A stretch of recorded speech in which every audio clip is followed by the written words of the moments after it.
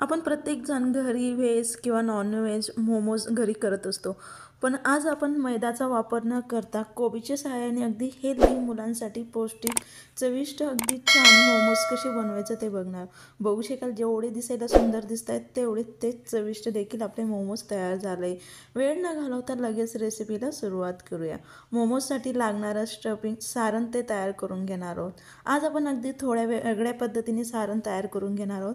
जर तुम्हाला अशा पद्धतीचं सारण आवडत नसेल तर आपण नेहमी मोमोजसाठी तयार करून घेतलं तसं करून घेतलं तरी काही हरकत नाही. तर मी कढई गरम करून त्याच्यामध्ये 2 चमचे तेल गरम करून घेतले. 1 चमचा मोहरी अगदी छान फुलल्यानंतर त्यामध्ये 2 ते 3 मिरची मी ठेचून त्यामध्ये घालून याला व्यवस्थित आता तेलात परतून घेत आहे. आता आपल्या हिरव्या मिरच्या आणि मोहरी अगदी छान परतून झाल्यानंतर लगेच याच्यात 1 वाटी वाटाणा घालून घेऊया. आता सध्या वाटाण्याचं सीझन चालू आहे म्हणून बाजारात अगदी सहज आपल्याला ताजी असे वाटाणेही मिळतात. जर आपल्याकडे ताजी वाटाणे नसतील, ऑफ सीझनच्या वेळेस आपण फ्रोझन वाटाणे वापरले तरी काही हरकत नाही. बारीक चिरून घेतलेले 1 वाटी गाजर, त्यानंतर अगदी थोडंसं चवीनुसार मीठ घालून आपण याला व्यवस्थित मिक्स करून घेऊ. जेणेकरून मीठ घातल्यामुळे आता भाज्यांना पाणी सुटेल आणि या पाण्यातूनच आपण आता या भाजींना शिजवून घेणार आहोत. याच्यावरती झाकण ठेवून 3 ते 4 मिनटं आपण ह्या भाज्यांना शिजवून घेऊ. का गाजर देखील अगदी लवकर शिजतं आणि वाटाणे देखील अगदी लवकर शिजतात, म्हणून अजिबात वेळ न घेता अगदी लवकर आपल्या भाज्या ह्या शिजून तयार आहे. लयच मध्यम आकाराचे 3 ते 4 बटाटे मी उकळून घेतले. साल काढून त्यांना किसणीने अगदी बारीक किसून घेतले. जर हाताने क्रश करून मॅश करून घेतलं तरी काही हरकत नाही. तर संपूर्ण आता व्यवस्थित मिक्स करून घेऊया. जर आपल्याला अशा पद्धतीने भाजींचं सारण आवडत नसेल, स्टफिंग आवडत नसेल, मोमोजचं आपण नेहमी ज्या पद्धतीने सॉस वगैरे घालून तयार करून घेतो तसं करून घेतलं तरी काही हरकत नाही. आता आपलं सारण अगदी छान चटपटीत होण्यासाठी त्यात मी जिरे पावडर, धने पावडर, हळद, अगदी थोडंसं निंबूच्या रसाच्या जागेवरती चटपटीतपणा येण्यासाठी चाट मसाला घातला तरी काही हरकत नाही. बारीक चिरून घेतलेली अगदी भरपूर अशी कोथिंबीर याला आता व्यवस्थित मिक्स करून घेऊया. आज आपण पूर्णपणे हेल्दी असे मोमोज तयार करत आहोत. ह्या इथे मी अजिबात सॉस वापरलेले नाही, मैद्याचा वापर आपल्याला करायचा नाही, म्हणून मुलांसाठी अगदी पौष्टिक चविष्ट असा हा नाश्ता आपण त्यांना शाळेच्या डब्यासाठी देऊ शकतो किंवा सकाळी आपण त्यांना अगदी सहज करून घेऊ शकतो. नाही तर सायंकाळची लहान मोठे भुकेसाठी देखील आपण त्यांना अगदी सहज पटकनी करून देऊ शकतो. तर याला मी व्यवस्थित मिक्स करून घेतलं. अगदी छान असं आपलं स्टफिंग हे तयार झालं आहे.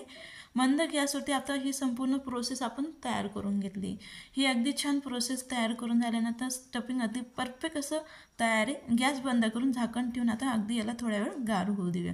त्यानंतर लागणारं आपल्याला जे काय वरचं कवर असतं मोमोजसाठी लागणारं आपण ते मैद्याचा वापर करतो. तिथं मैद्याचा वापर न करता आज आपण कोबीचा वापर करतो आहे. गड्डा कोबी आम्ही म्हणतो किंवा पत्ता कोबी म्हणत असतो आपण.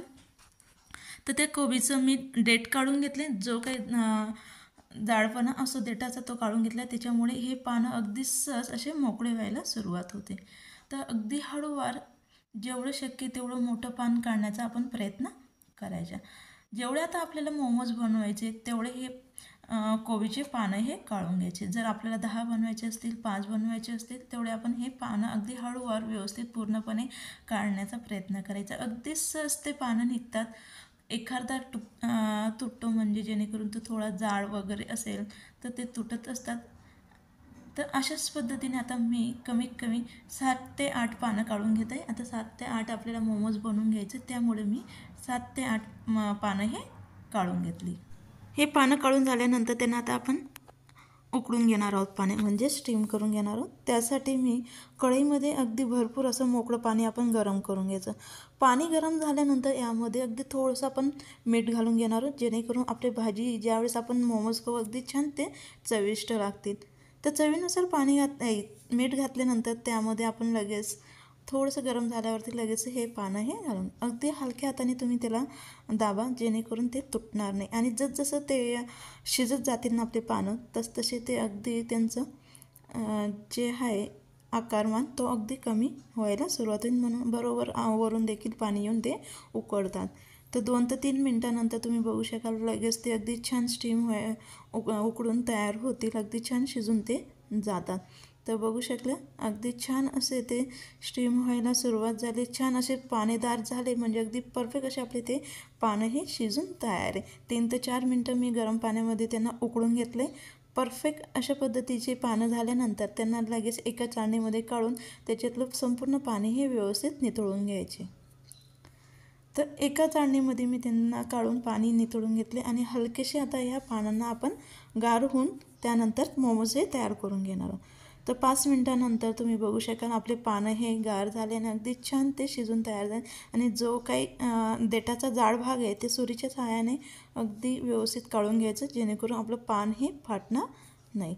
तर संपूर्ण पानांचं मी सुरीच्या सहाय्याने जो काही जाड देठाचा भाग आहे तो आता काढून घेते. तर मी संपूर्ण देठ काढून घेतले. त्यानंतर लगेच आता आपण मोमोज करायला घेऊया.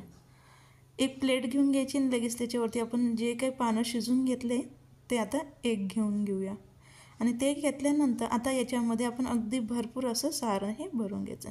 जर तुम्हाला अशा पद्धतीचं सारण बनवायचं नसेल, आपण नेहमी मोमोजचं सारण तयार करून घेतो सॉस वगैरे घालून, तसं देखील करून अशाच पद्धतीने त्यांना करून लय अगदी व्यवस्थित हलक्या हाताने त्याला फोल्ड करत जायचं. अगदी सहज ते एकमेकांना चिपकतात आणि अगदी छान पॅक असे आपले मोमोज हे तयार होतात. जर आपल्याला मोदकाच्या आकाराचे करायचे असतील तसे देखील आपण तयार करून घेऊ शकतो, पण मी अगदी सिंपल असे पॉकेट आकाराने तुम्हाला करून दाखवले. त्यानंतर पुन्हा मी एक करून दाखवते.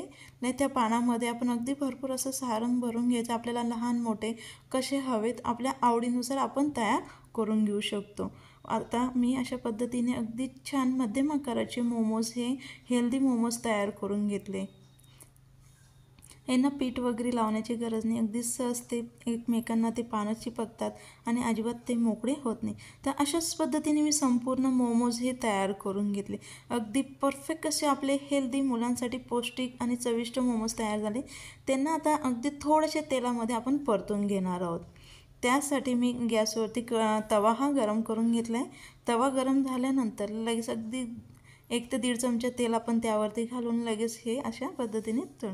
जर तुम्हाला असे करायचे नसेल तर डायरेक्ट स्टीम बी करून घेतले. नेहमी आपण मोमोज जसे स्टीम करून घेतो तसंही करून घेतलं तरी काही हरकत नाही.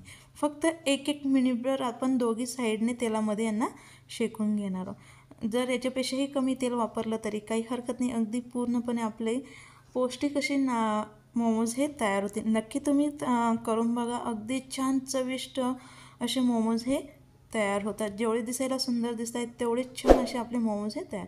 तर 1-1 मिनिटभर मी दोन्ही साईडने हे तेलामध्ये तळून घेतले, शेकून घेतले. अगदी छान असे आपले चविष्ट आणि हेल्दी असे मोमोज हे तयार झाले. याला आपण सॉस किंवा शेंगदाण्याच्या चटणीसोबत अगदी सहज खाऊन घेऊ शकतो.